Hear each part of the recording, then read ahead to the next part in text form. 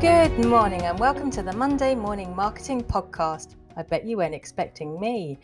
My name is Melanie. And I'm Esther.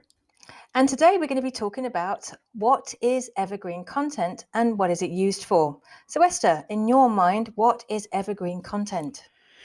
Evergreen content is one piece of content that you have written that never loses its significance or its meaning or never goes out of date.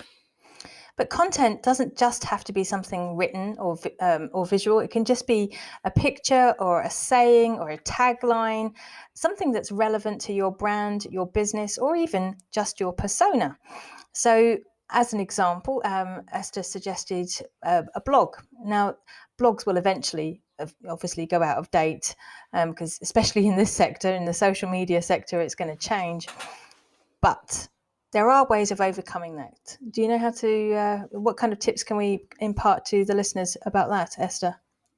Well, there are many things. I mean, if you try to keep your content as evergreen as possible, so don't include information about image sizes or length of posts or, anything like that, then it shouldn't go out of date as quickly.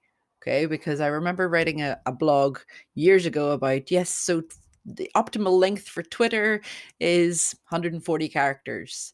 And obviously that changed. So going back and correcting it and fixing it. If you're writing something about new year, new you, etc., then after a couple of months, it won't be the new year anymore. So try to keep your stuff as I wouldn't say generic, but as open as possible. As don't name dates specifically. Don't always talk about Christmas in your posts. If you're coming from September, people won't want to see them come February. They won't want to be looking at things about Christmas. So things like that. If you refresh your branding, then change out your images on your posts as well. You can also have different images that you make up using Canva, if you like, or there are other tools out there. That was quite a concession there from you, wasn't it? It was. It really was. It caught at the back of my throat. But there are other tools out there. I'm being all serious in that. Use tools that are simple and easy for you so that you can make 6 or 7 different images for the one blog post. And that also helps keep the content looking fresh and evergreen, even if it has been 4, 5, 6 years. Some sectors don't change as quickly as ours, Melanie. No, that is true. But what is the purpose of evergreen content? Why is it useful? Why do people require it? Because everybody always has the same questions. The same questions always come up. It's always, how do you do this? How do I get that? What would happen if, so all these questions are questions that people always ask. And there are always new people coming into business that will have those same questions. And if those are questions that you're answering in your blog, then people will come and see them.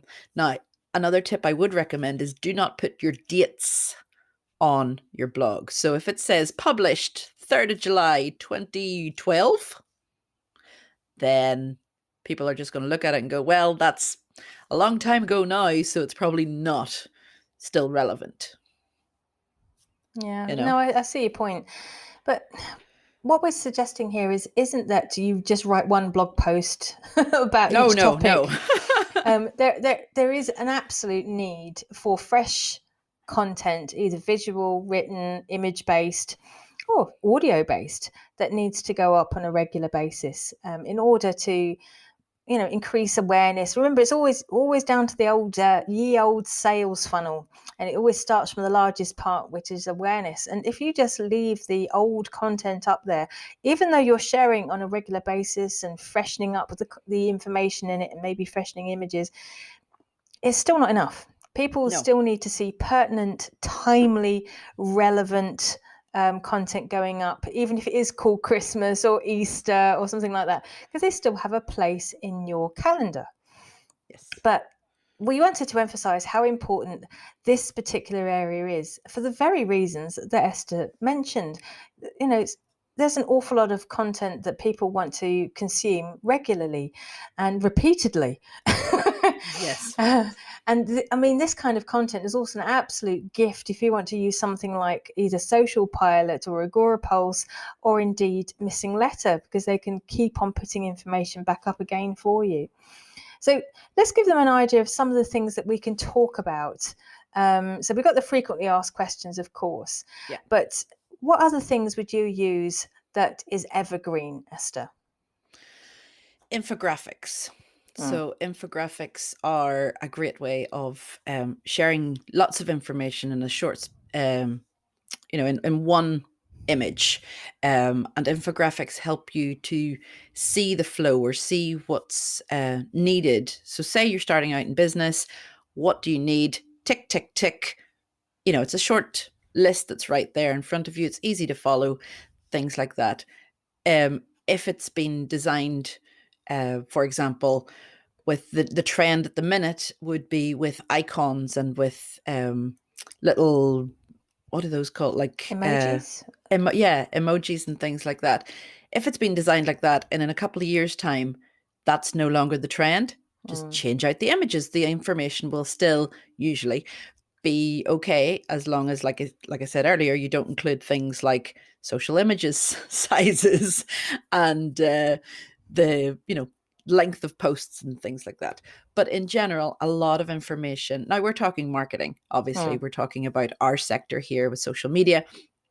But if you're going to be, say, talking about houses and talking about design, interior design in houses, that also changes with the seasons. So you'd have to think about how you could include something that would be more evergreen, whether it's the flooring, whether it's something more generic like the wallpaper or the paint, and not so much the soft furnishings.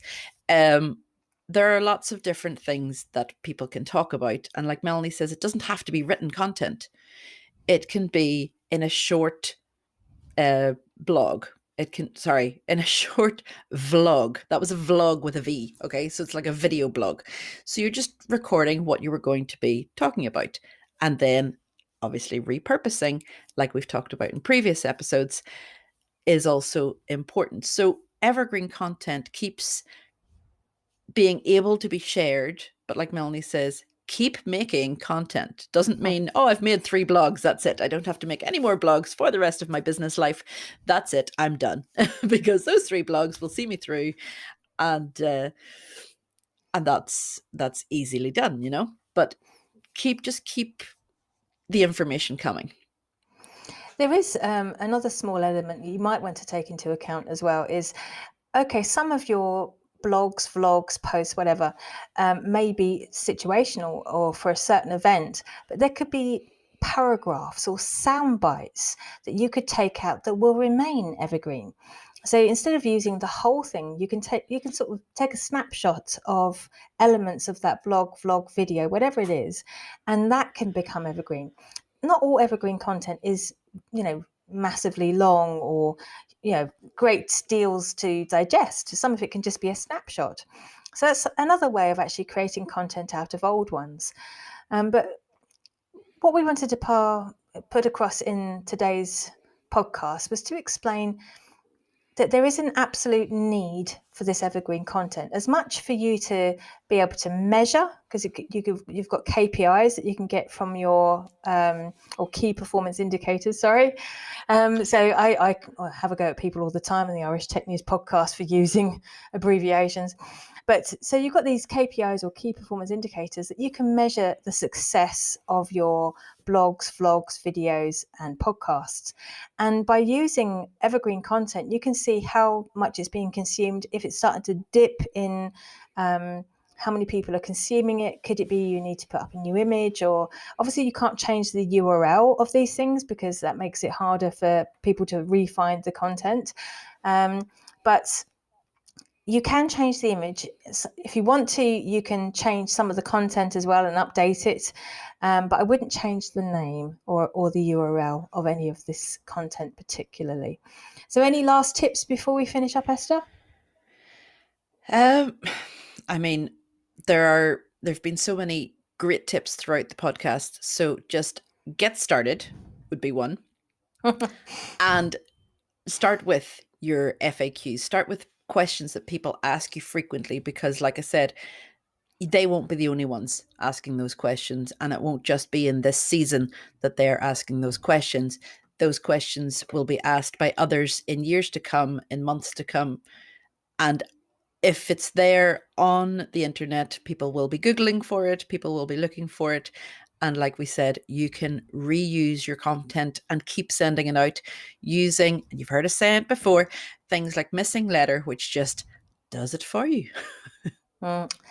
And just to remind everybody, we're not being paid for these podcasts. When we're mentioning these brands, it's just because they're just really good and we like them. Yeah. And we recommend things that we like. Yeah.